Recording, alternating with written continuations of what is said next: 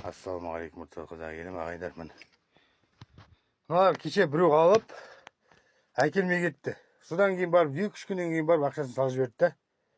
Мысалы 2000 теңге. 2000 теңгенің орнына сен салғанша бар ғой, алда 4-5 кәмпит салып жүрсейші бауырсағыммен. Үйде бармыз сорпа қалып жатыр.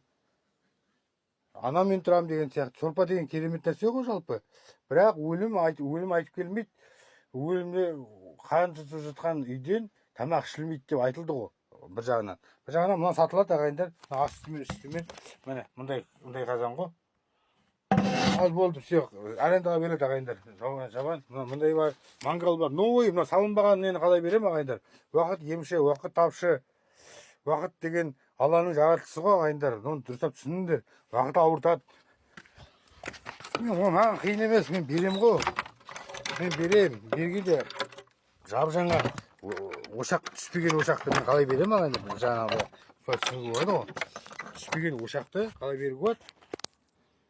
Түспеген ошақ, ол отқа түспеген ошақ қой. Оны қалай берем мен? Уақыт тапшы ағайындар. Бойдайды. Сол уақытты бағалап білу керек. Мен деген, мен бір жерге барсам, мысалы, қателерге барам ғой да, тәжуд жоқ, ал жақсы. Бірақ керек екен, мен бардым. Мен мына әжетхана істемеймін ба? Мен бір қабырғасын істеймін 3-4 сағатта. Ертең күні ана жағын істеймін. Ал келеді мен деген 8-де кетем, әбітте келем мысалы. Сондағы кейбірлер ақша бермейді ғой. Өтірік емес, ол шындық. Міне ағаштар бар, мөшегі 500 теңгеден. Шашликке. Апилка ағайында. Мына жатсын қара. Нағыласыз бе? Көрдіңдер ма? Мына 17 мың ағайында. Қарызға десе берем осы 17 мыңға. Бірақ аңада біреу айтады.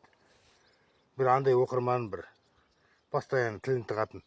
Саған айтып отырмын, 7 мыңға бер дедім, алды, 2 мыңға бер дедім, өдемеде. Мына велосипед сатам. Ошақ бар, не бар? Иттің ұясы болды ғой. Ал, хабарласыңыздар.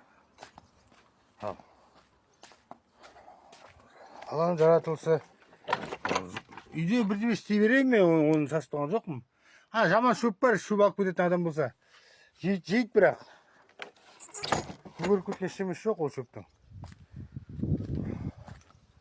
Ал болды, все. Әркім әртүрлі ағайда. Мен өз басым бірдеме алайын десем, көршінің үйі жауық тұрады, или тағы бірдеңе отырады, үйіне кіре алмайсың, есіктерін кілтеп тастаған ұры көретіндей.